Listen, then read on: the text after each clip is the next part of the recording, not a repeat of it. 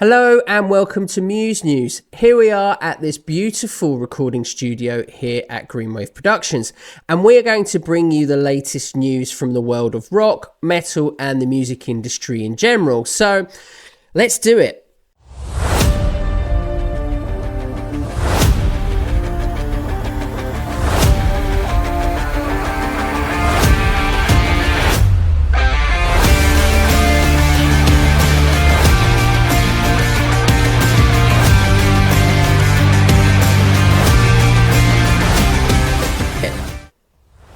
First up, Black Sabbath's Back to the Beginning concert. This star-studded show paid homage to the godfathers of metal and was directed by Rage Against the Machine's Tom Morello. This gig featured many fantastic rock and metal legendary artists.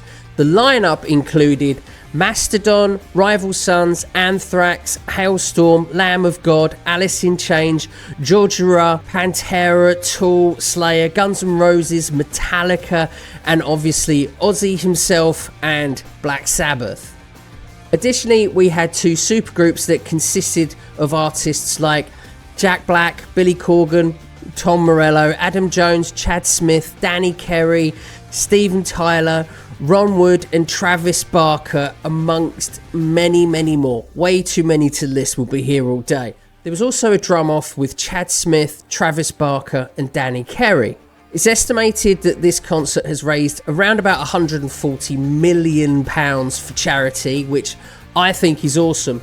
All profits will be equally split between Birmingham's Children's Hospital, Cure Parkinson's and Midlands-based Acorns Children's Hospital.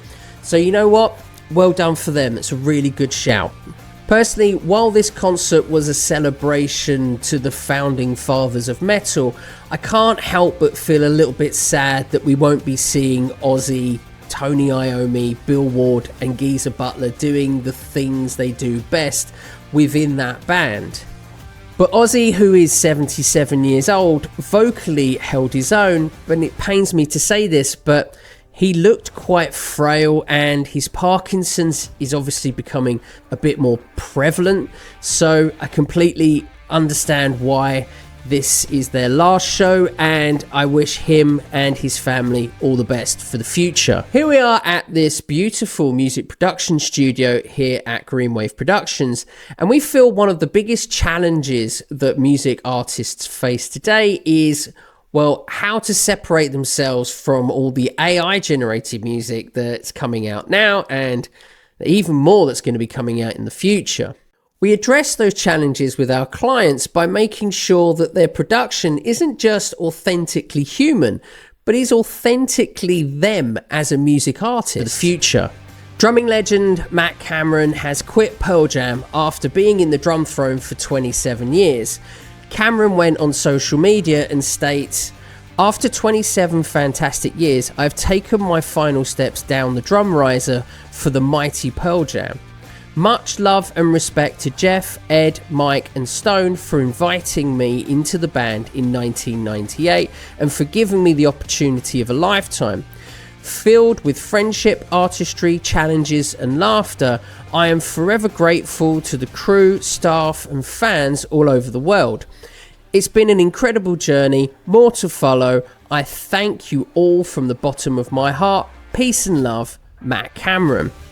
Pearl Jam then responded with, "From being one of our first musical heroes in the bands Skinyard and the Mighty Soundgarden to play on our first demos in 1990, Matt Cameron has been a singular and true powerhouse of a musician and drummer.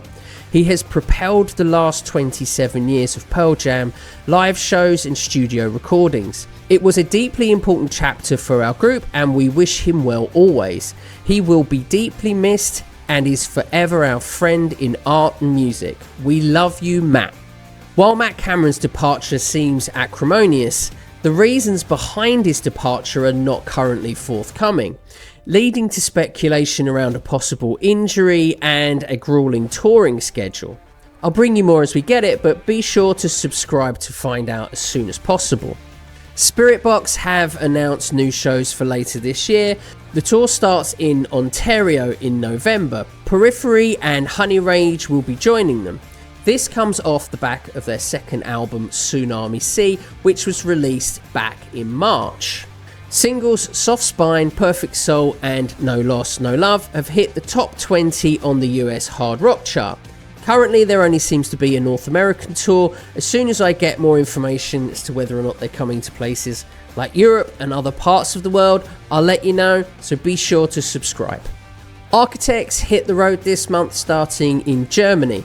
Then the band heads stateside until late August, and then they come back and hit Europe in late September, going straight through to late January of next year. They are backed by Landmvrks and President on the tour. President won't be joining the Architects until January of next year.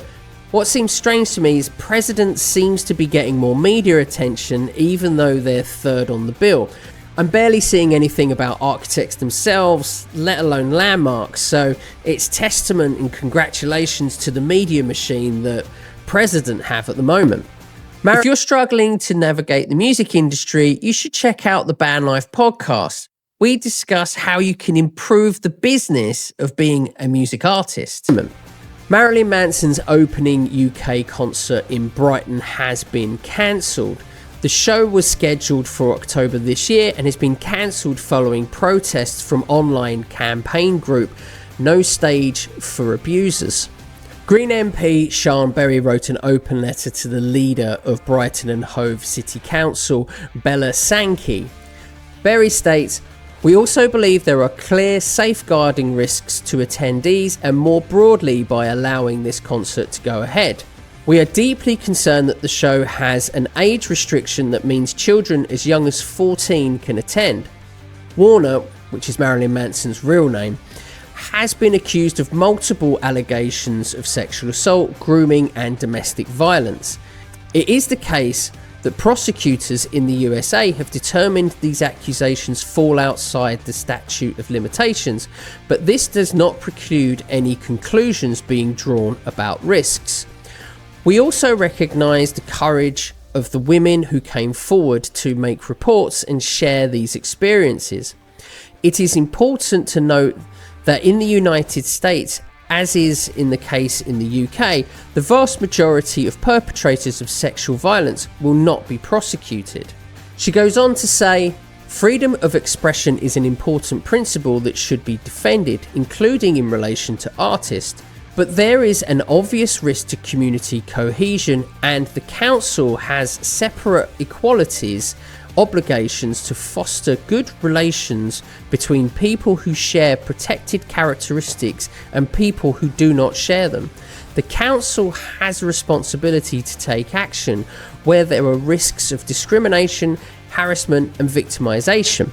No Stage for Abusers, the group that pushed for this show to get cancelled, stated, "Very pleased to hear Brighton Centre have cancelled Marilyn Manson. Thank you for taking a stand against male violence and misogyny. Thank you to everyone who got involved." Fans of Marilyn Manson have pointed out that he has not been found guilty of any of these allegations put forth against him in the US, with one fan saying, "This is cancel culture, nothing more.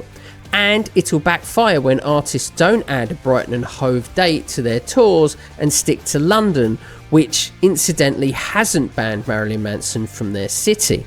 I suppose the bigger question here is, does Marilyn Manson actually pose a risk to the people attending his concerts? And were the Brighton Centre right to cancel this gig? Let me know in the comments.